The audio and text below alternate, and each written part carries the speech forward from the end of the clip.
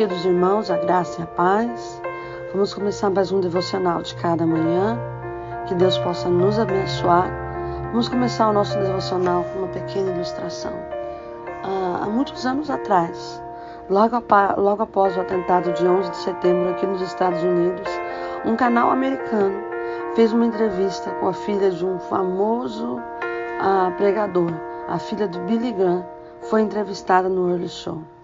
E a primeira pergunta do repórter foi essa: como é que Deus teria permitido algo horroroso assim acontecer no dia 11 de setembro? Anne Graham deu uma resposta profunda e sábia. Eu creio que Deus ficou profundamente triste com o que aconteceu, tanto quanto nós. Por muitos anos temos dito para Deus não interferir em nossas escolhas. Sair do nosso governo é sair de nossas vidas. Sendo um cavalheiro como Deus é, eu creio que Ele calmamente nos deixou. Como poderemos esperar que Deus nos dê a sua bênção e a sua proteção se nós exigimos que Ele não se envolva mais conosco? À vista de tantos acontecimentos recentes, ataque dos terroristas, tiroteio nas escolas, eu creio que tudo começou desde muito tempo. Do tempo em que todos tiraram as orações das escolas americanas, como se fazia tradicionalmente, e nós concordamos com a sua opinião. Depois disso, alguém disse que seria melhor também não ler mais a Bíblia nas escolas. A Bíblia que nos ensina que não devemos matar, roubar e devemos amar mais o nosso próximo, como a nós mesmos. E nós concordamos com esse alguém. Logo depois, o Dr. Benjamin Spock disse que não deveríamos mais bater em nossos filhos quando eles se comportassem mal, porque suas personalidades e formação ficariam distorcidas e poderíamos prejudicar sua autoestima. O filho dele se suicidou. E nós dissemos: um perito nesse assunto deve saber o que está falando. E então, concordamos com ele. Depois, alguém disse que os professores e diretores da escola não deveriam disciplinar nossos filhos quando se comportassem mal. Então, foi decidido que nenhum professor poderia disciplinar os alunos. Há diferença entre disciplinar e tocar. Aí, alguém sugeriu que deveríamos deixar que as nossas filhas fizessem aborto, se elas assim o quisessem. E nós aceitamos sem ao menos questionar. Então, foi dito que deveríamos dar aos nossos filhos tantos preservativos quanto eles quisessem, para que eles pudessem se divertir à vontade. E nós dissemos: está bem. Então alguém sugeriu que imprimíssemos revistas com fotografias de mulheres nuas e disséssemos que isto é uma coisa sadia e uma apreciação natural do corpo feminino. E nós dissemos: está bem, isso é democracia. Eles têm direito de ter liberdade e de se expressar e fazer isso. Depois, uma outra pessoa levou isso um passo mais adiante, publicou foto de crianças nuas e foi mais além ainda, colocando-as na internet. Agora, nós estamos nos perguntando: por que nossos filhos não têm consciência? Por que não sabem distinguir o bem do mal, o certo do errado? Por que não lhes incomoda matar pessoas estranhas ou seus próprios colegas de classe, ou a si próprios? Provavelmente, se nós analisássemos seriamente, iremos facilmente compreender: nós só colhemos aquilo que semeamos.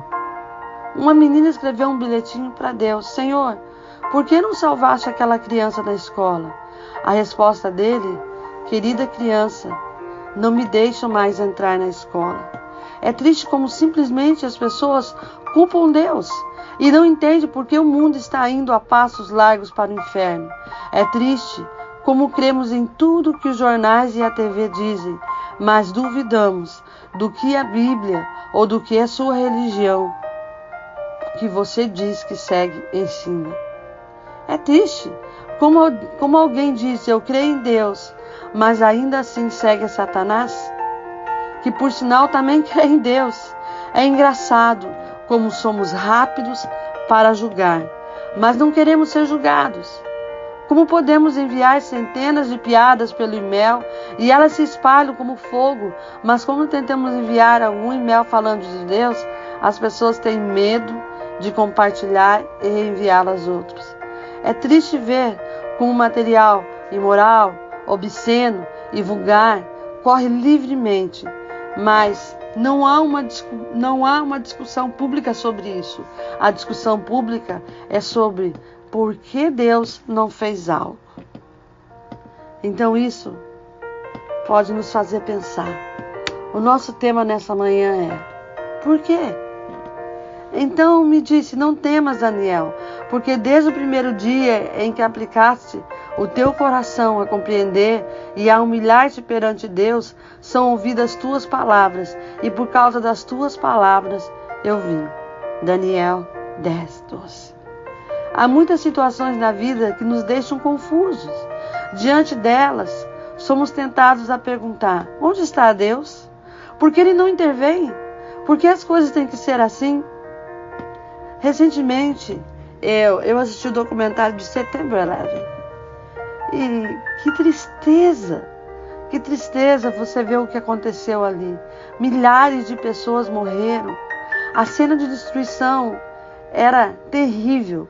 Eu posso falar para você, eu já vivia aqui nos Estados Unidos nessa época. E todos os dias eu ia trabalhar, levantava cedo, pegava o trem e ia trabalhar. Nesse dia o meu trabalho foi cancelado.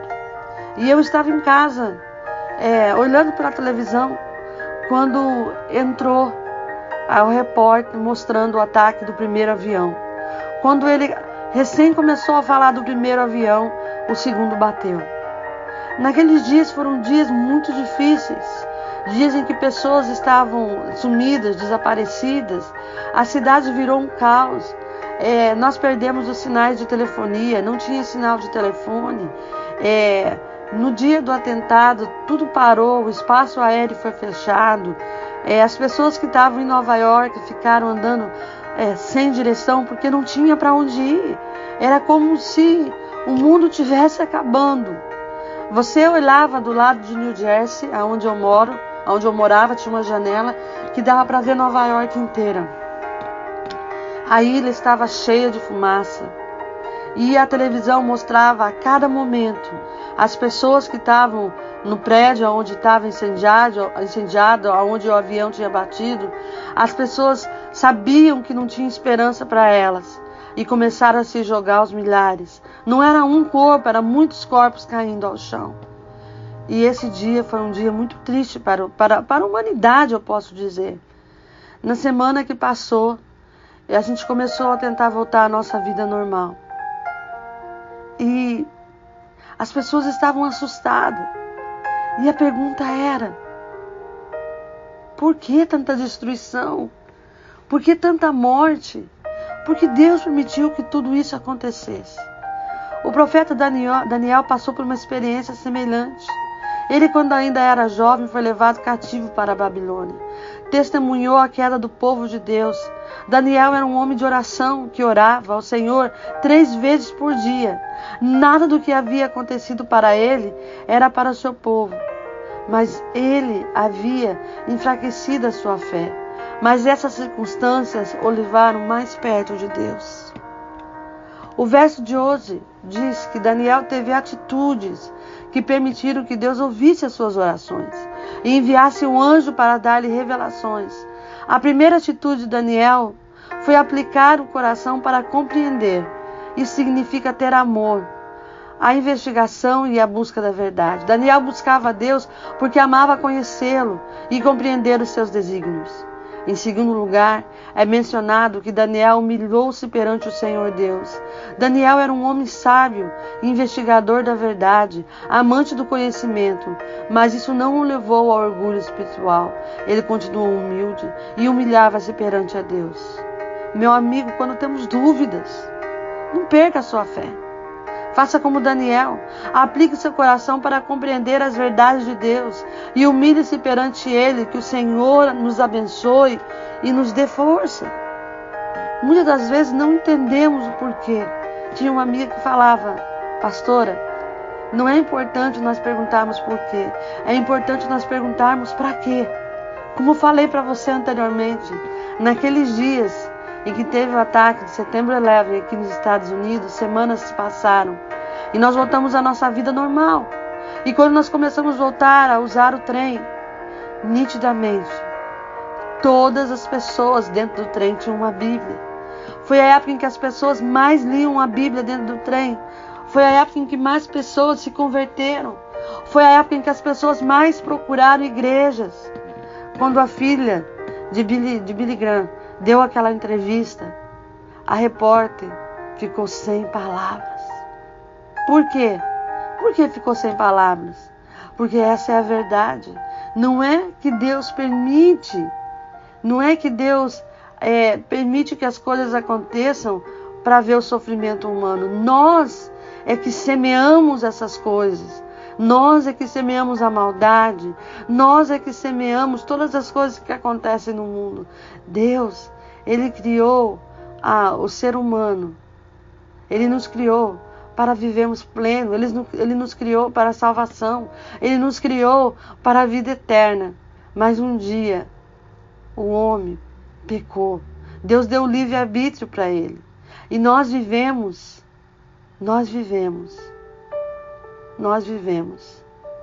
A escolha que nós estamos fazendo, nós vivemos como eu posso explicar? A consequência das escolhas. Por isso o mundo está da maneira que está. Quando você pergunta onde estava Deus que não viu isso? Onde estava Deus que não viu aquilo? Começa a pensar, por que o homem permitiu que o mundo esteja dessa maneira? Por que o homem permitiu que crianças escolham o que querem ser, homem ou mulher? Crianças que nascem meninas e falam que são meninos. Crianças que nascem meninos e querem ser meninas. Homens que se mutilam porque agora não querem ser mais homens e querem ser mulheres. Não é aonde está Deus. Deus está no mesmo lugar, no seu trono de glória. No seu trono de glória, esperando que nós tomemos uma posição de falar, Deus, entra nas escolas, Deus, entra na minha casa, Deus, entra na minha vida. Nessa manhã, se você está questionando Deus, por quê? Por quê? Eu sempre costumo dizer, porque nós não podemos ver o futuro, mas Deus sabe o que vai acontecer lá na frente. E Ele sabe de todas as coisas. Então, antes de você perguntar o porquê, lembre-se, para quê? Para quê? Para quê? Eu gostaria de orar com você nessa manhã. Senhor, eu te louvo, Pai, e te agradeço, Senhor, porque o Senhor tem sido maravilhoso, Pai. Senhor, porque a tua mão de poder, Senhor, tem estado, Senhor, sobre as nossas vidas, Senhor. Pai, o Senhor tem nos cuidado, o Senhor tem nos livrado, Pai. Senhor, quantas coisas, quantas aflições passamos no dia a dia, Pai. E o Senhor tem nos livrado de todas elas, Pai. Senhor, nessa manhã, Pai, eu te peço, Senhor, pelos meus irmãos, Senhor, que estão saindo para o trabalho, Senhor. Que a tua mão, Senhor, de misericórdia e poder, Senhor, esteja sobre a vida deles, Senhor, nesta manhã, Pai. Senhor, que eles entendam, Pai, que não é, Pai, por que as coisas estão acontecendo? Por que Deus não olha para mim? Não é. Deus sempre está olhando para nós. Depende de que nós possamos dar o primeiro passo para Deus. Se arrepender dos nossos pecados. Se arrepender, Senhor, dos nossos maus caminhos, Senhor. Pai, nesta manhã, Senhor, que o Senhor possa estar trabalhando, Senhor, na vida dos meus irmãos e das minhas irmãs, Pai. Senhor, também te peço, Senhor, pelas crianças, Senhor, que estão, Senhor, se preparando, Senhor, para ir para a escola, Pai. Que o Senhor possa estar livrando, Senhor, de toda a maldade, Senhor. Livrando, Senhor, de tudo aquilo, Senhor, que venha, Senhor, nessa manhã, encontra a vida dos nossos filhos, Pai. Senhor, nesse país, Senhor, que escutamos, Senhor, todos os dias, Senhor, ataque às escolas, Senhor, amigos que matam amigos, Pai. Senhor, em nome de Jesus, Senhor, acampa os teus teus anjos na escola dos nossos filhos, Senhor.